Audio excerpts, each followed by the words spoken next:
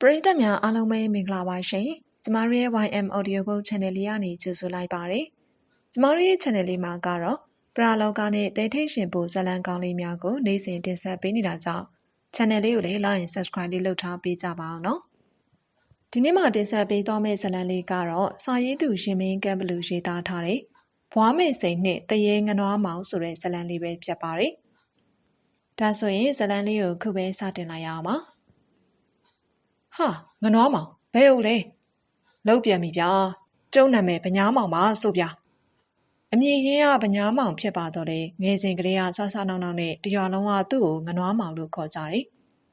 သူလည်းပြောများတယ်ဆိုငနွားမောင်လို့သာခေါ်စီတော့တယ်ငနွားမောင်တို့ရဲ့ရွာနာမည်ကတော့ကုန်းရိုးရွာဖြစ်ပါတယ်ကုန်းရိုးကနွားလူကြိုက်များဤလို့ကြော်ကြားလာတဲ့ကုန်းရိုးရွာမှာနွားကောင်းနွားတက်များမွေးမြူရောင်းချကြတယ်ငနွားမောင်မှာမိခင်ကြီးမရှိတော့ဖခင်ဖြစ်သူဦးထော်ရာရှိတော့ပါတယ်ပြောရရင်တော့ငနွားမောင်ကရွာမှာလူမိုက်စင်းဝင်ပါတယ်ထစ်ကနေရှိတုံဆွဲတောင်းဆွဲနဲ့ရံပွဲတိုင်းမှာငနွားမောင်ပါတယ်ရံပြစ်တက်တဲ့လူစိုးလူမိုက်လို့ဆိုရတော့လေငနွားမောင်ကရွာကိုအလွန်ချစ်ခင်ပါတယ်မိမိရွာမှာရှိတဲ့အပြိုများကိုဘယ်တော့အခါမှငနွားမောင်စနောက်ပူပန်ခြင်းမရှိပါငနွားမောင်မိမရှူဖို့မစင်းစားဘူးလားမိမရှူတာကိုကျုပ်ကရံဖြစ်တာတော့ကိုစိတ်မဝင်စားတာပြုတ်အဲ့လိုဆိုတတ်တဲ့ငနွားမောင်မှာငနွားမောင်ရဲ့ဖခင်ဦးထော်ကလည်းငွေကြေးရှိသူတထေးတူပြီမလို့ငနွားမောင်ရန်ဖြစ်လေတိုင်းမှာငွေတုပ်ခင်းပြီးတော့ပါတတ်ပါတယ်ငနွားမောင်ကလည်းကြက်ပွဲမှာတစ်မျိုးချင်းပွဲမှာတစ်ဖုံထတော်မှာတစ်မျိုးနေရာမျိုးစုံမှာရန်ပွဲရှာတတ်ပါတယ်ကျုပ်တော့ကိုမောင်ရရင်သိပြောပါပြီတော့ဟဲ့ကောင်မရဲ့ညီကိုမောင်ဆိုတာသူ့ရန်ဖြစ်တာတော့တောင်မှမိမကိုစိတ်မဝင်စားဘူးတဲ့ညီစုသာတောင်းနေပြီးတော့ရွာထိတ်ကညောင်မင်းမှာ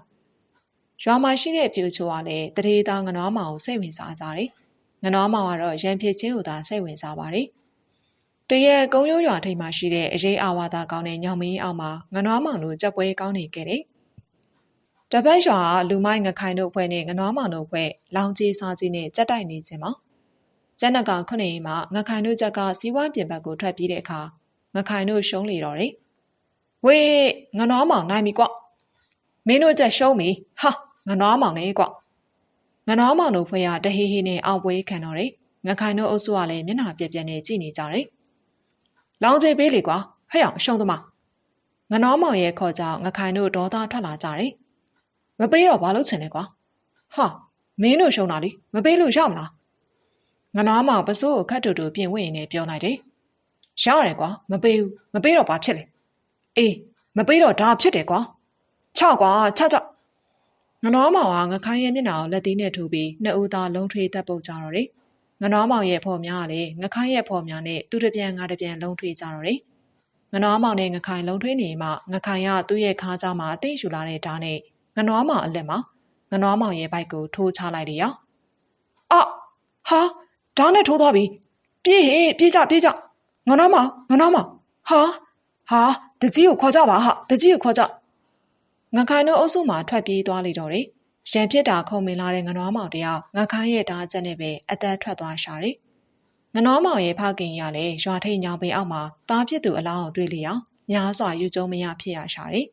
။အဲဒီနောက်မှာတော့ငခိုင်တို့ဖွဲ့ကိုရှာဖွေဖမ်းဆီးပြီးမြို့ကဲရဲ့လက်ကိုအပ်လိုက်ကြပါတယ်။ရွာထိတ်ညောင်ပင်ရအရှိအာဝါဒကောင်းလာတာမလို့ရွာမှာရှိတဲ့ကလေးငယ်များစော်ကစားရနေရလည်းဖြစ်တယ်။ဒါပေမဲ့ငနွားမောင်တေဆုံတဲ့ချိန်အားစလို့အဲ့ဒီနေရာမှာဘယ်သူမှဆော့ကစားခြင်းမရှိတော့ပါကြက်တိုက်သူများလည်းအဲ့ဒီနေရာကိုရောက်မလာကြတော့ပါအကြောင်းကတော့ငနွားမောင်တယောက်တရေဘွားနဲ့အဲ့ဒီညောင်ပင်အောက်မှာခြောက်လန့်နေလို့ဆိုတာကြောင့်ပါတနေ့ကကြက်ပွဲစောင်းမလို့ရှိသေးတယ်ဟိအပုံးနိုင်လှိုင်ကနေထွက်လာပြီးတော့ကြက်နှက်ကောင်စီးဝိုင်းပြင်ကိုထွက်ပြေးပါရောလားလူတွေလည်းဒါငနွားမောင်လက်ချက်ဆိုတာသိပြီးညောင်ပင်အောက်ကိုမသွားကြတော့ဘူးအဲ့လိုသတင်းထွက်နေခဲ့တယ်တညမှာအရက်သမားငကြွဲဆိုသူကညောင်ပင်အောက်မှာမူမူရှူရှူနဲ့ရောက်လာပြီးအိပ်ပျော်သွားပါတယ်။ထို့သူအိပ်နေခြင်းမှာတော့ဟဲ့ငကြွက်ထဆန်းကွာဘယ်သူလဲငါပါငနွားမောင်ထဆန်းပါကွာဘာလို့မလို့လဲဗျာကျုပ်အိတ်ချင်လာပြီငကြွက်ကအရက်ခိုးကြောင်မနိုးထားခဲ့ပါအပုံးနံများလှိုင်းနေအောင်ရပါတော့လေငကြွက်ကပေပြီးတော့အိတ်နေတယ်ဝမ်းရမောက်ပြီးတော့အိတ်နေတဲ့ငကြွက်တယောက်ကျောပြင်ကိုလက်ဝါးချက်တစ်ခုဖြန်းကနေကျလာပြီးငကြွက်တယောက်နာကျင်စွာနဲ့အော်ဟစ်တော်တယ်။နာနဲ့ထလာပြီးတော့ရွာထဲကိုတုတ်ချေတင်တော်တယ် နောက်တနေ့မနက်မှာတော့တရေငနွားမောင်လက်ချက်ကြောင့်ငကြက်တယောက်ကျိုးပြင်မှာလဝါးယာရရှိသွားတာကိုတရွာလုံးသိရှိသွားကြတယ်။တရေညတကောင်ချိန်မှာတော့လူသုံးဝကုန်းရိုးရွာရဲ့ရွာထိပ်ညောင်မင်းစီကိုတိတ်တဆိတ်ရောက်လာခဲ့ကြတယ်။သူတို့ရဲ့လက်တွင်မှာငှက်ကြီးတောင်ဓာတ်တလက်စီပါရှိကြတယ်။သုံးအနက်တူကအရက်ပလင်းတစ်လုံးကိုလည်းခါးเจ้าမှာထိုးလာခဲ့ပါတယ်။ထို့သူတို့ကမောင်ရိပ်ကိုခိုးပြီးရောက်လာခြင်းမှာညောင်မင်းအောက်ကိုရောက်တာနဲ့ဓာမြောက်ကိုညောင်ပင်ချေမှာထောင်ထားကြတယ်။ပြီးရဲ့နောက်မှာတော့အရက်ပလင်းကိုဖွင့်ကောတရေငနွားမှာကျုပ်တို့ကဘေးရွာစိန်တင်ခင်မငပြောတို့3ယောက်ပါကျုပ်တို့ခမားရဲ့ကုန်းရိုးရွာကိုမနှက်ဖြန်ညမှာဓမြတိုက်ပါမယ်လိုတာပဲယူပါမယ်လူမတက်ပါဘူးဘယ်သူ့ကိုမှလည်းမစော်ကားပါဘူးဒီအတွက်တရေငနွားမှာကျုပ်တို့အရှိကိုကူညီပေးပါကူညီမယ်ဆိုရင်ဟောရီဓားတွေလည်းမလဲပါစေနဲ့တင်မကူညီနိုင်တော့ဓားတွေလဲကြပါစေအဲ့လိုတင်စိမ့်ဆိုတဲ့လူမိုက်ကပြောလိုက်တယ်အဲ့လိုပြောပြီးမှဓားတလက်ကမြေပြင်ပေါ်လဲကျသွားတယ်ကျန်တဲ့လူမိုက်နှစ်ယောက်ကလည်းတယောက်မျက်နှာတယောက်ကြည့်နေကြတယ်စိန်တင်ကတော့အားမရစွာနဲ့ထပ်မံပြောလိအောင်ဓားသုံးချောင်းလုံးလဲကျသွားပြန်တယ်ထို့အခါမှာတော့မင်းလက်ခံခံမခံခံကွာမနှက်ဖြန်မင်းရွာကိုဓမြဝင်တိုက်ကိုတိုက်မယ်လာဟရောက်လေပြန်ကြမယ်စိန်တင်လဲဒေါသထွက်ထွက်နဲ့ဓာမြောက်ယူပြီးတော့ပြန်သွားပါတယ်ဘွားမေစိန်ဆိုတာလားဗျမောင်ရင်ကဘသူတော့ကျုံနာမည်ကငနွားမောင်ပါအေးဘာအကြောင်းရှိလို့တော့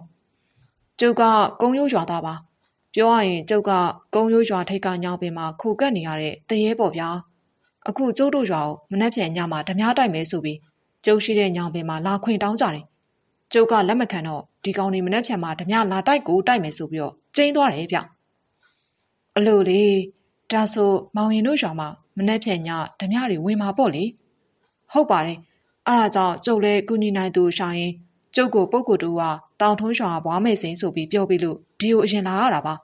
ကျုပ်တို့ရွာကိုကူညီပေးပါဗျာအေးပါကွယ်အေးပါဘွားမောင်ရင်တို့ရွာကိုအချိန်မီရအောင်သွားပြီးပြောပေးပါမယ်မောင်ရင်စိတ်ချပါဟုတ်ကဲ့ပါဒါဆိုကျုပ်စိတ်ချပါပြီနောက်ပြီးကုန်းရိုးကိုရောက်ရင်ကျုပ်ဖေဦးထော်ကိုပြောပေးစမ်းပါဗျာကျုပ်တို့ဝမ်းနဲ့မနေပဲအလူတန်းလေးလုပ်ပေးပါလို့ဒါဆိုကျုပ်လည်းဒီထက်မြင့်တဲ့ဘဝကိုရောက်မယ်ဆိုတာလေးဘွားပြောပြပေးပါ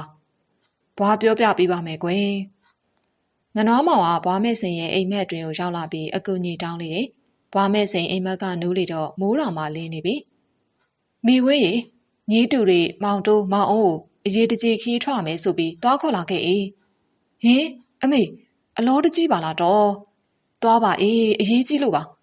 ဟုတ်အမေဒါဖြင့်ကျုပ်သွားလိုက်အောင်မေသမီးဖြစ်သူတော်ဝင်းကိုခိုင်းစစ်လိုက်ပြီးရနဲ့ယူဆောင်စရာများကိုထည့်ယူထားလိုက်တော့တယ်ပြီးရင်တော့ရင်ွေးချမ်းတော့မနှက်စာလေးအစာပြေးစားရင်မြီးလေကောင်းငင်းတုပ်တွေရှိရမလားဘွားကိုကောင်းငင်းတုပ်ရဲ့ငပြောသီးလေးရဲ့ထုတ်ပေးပါအောင်လမ်းကြရင်ညီးကိုတွေအစာပြေးစားရအောင်လို့ဟုတ်ကဲ့ပါညီးပြင်ပေးထားမယ်နန်းကြိုင်လေးကလည်းမိဖို့တွေဝင်ပြီးတော့အဘွားဖြစ်သူပြောတဲ့အတိုင်းပြင်ဆင်ပေးလေတယ်တောင်းကြတော့မောင်တိုးတို့လဲနဲ့ဒေါ်ဝင်းပြန်လိုက်လာပါတယ်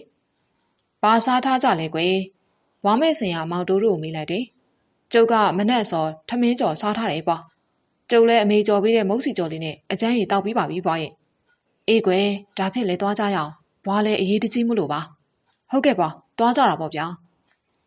ဘွားမဲစင်တို့လဲလျာကုန်းရိုးရွာကိုခက်မြက်မြက်လေးမောင်းနေလာခဲ့ကြတယ်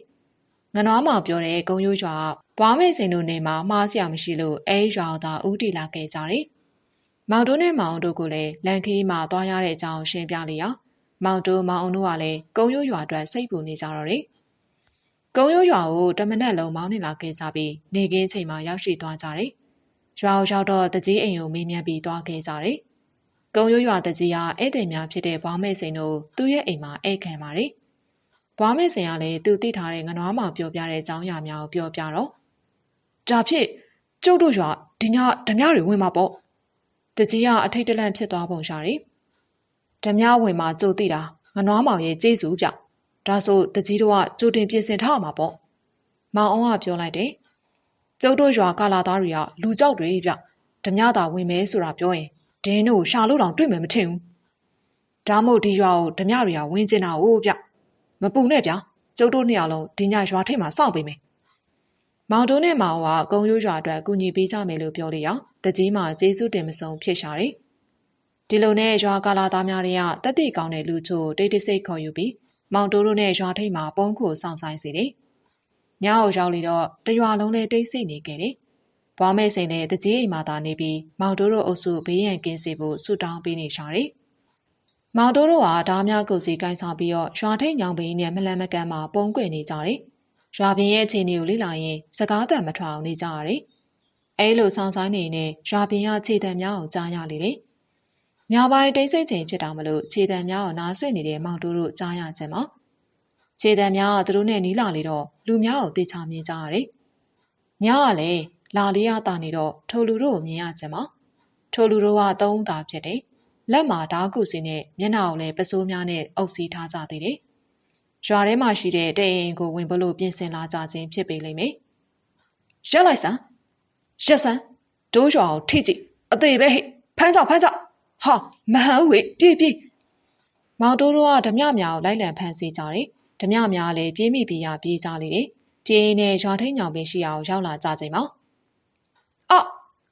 ရွာထိတ်ညောင်ပင်အောက်ကိုရောက်ချင်းကြောမြောက်ကိုတပုံပုံနဲ့ပြောတီးခံလိုက်ကြရတယ်။ဝမ်းရမောက်လျက်လဲကျနေတဲ့ဓမြသုံးကိုမောင်တိုးတို့အဖွဲ့ဖမ်းမိသွားကြတော့တယ်။ငနွားမောင်ဖမ်းမိတာဟဲ့ဒင်းတို့ငနွားမောင်ကပြောတီးပြစ်လိုက်တာခွေးကောင်နေညောင်ပင်အောက်မှာအမောက်သားဖမ်းမိတော့တာပဲ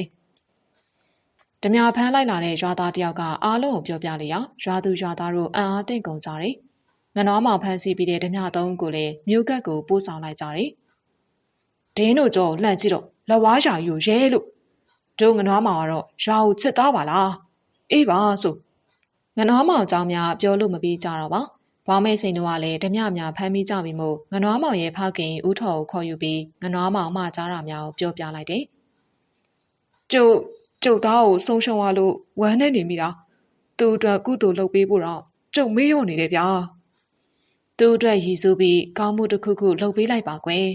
ဒါမှသူလည်းလက်ရှိဘဝကနေကောင်းရမွန်ရရောက်နိုင်မှာဟုတ်ကဲ့ပါဗျာ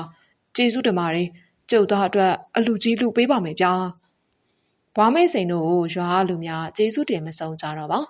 ဘွားမဲစိန်တို့စားဖို့လို့ဟင်းများကိုလည်းအိမ်ချိုးကလာပို့ကြလေရာတကြီးအိမ်မှာဟင်းများထမင်းများပုံနေပါတယ်ဒါရင်မကသေးရွာပြန်လက်ဆောင်ဆိုပြီးတော့အသေးနံများပဲများစီများကိုလည်းလက်ဆောင်ပေးကြပြန်နေငွေကြေးကြောပါတော့လေဘွားမဲစိန်ကလက်မခံငနွားမောင်အတွက်သာအများတန်းပေးဝေပြီးကောင်းမှုပြုပေးကြပါကွယ်အဲ့လိုသာမှားချခဲ့လိုက်တော့တယ်ပရိသတ်များရှင်ဇလန်းလေးကတော့ဒီမှာပဲပြီးဆုံးသွားပါပြီအခုနောက်ဆင်ကြရတာကတော့စာရေးသူရင်းမင်းကံဘလူရေးသားထားတဲ့ဘွားမဲစိန်နဲ့တရေငနွားမောင်ဆိုတဲ့ဇလန်းလေးပဲဖြစ်ပါတယ်နောက်ရက်ဒီမှာလည်းအခုလိုမျိုးဇလန်းကောင်းလေးတွေကိုနားဆင်နိုင်ဖို့အတွက် channel လေးကို like and subscribe လေးလုပ်ခဲ့ပေးပါအောင်နော်အားလုံးကိုကျေးဇူးတင်ပါတယ်ရှင်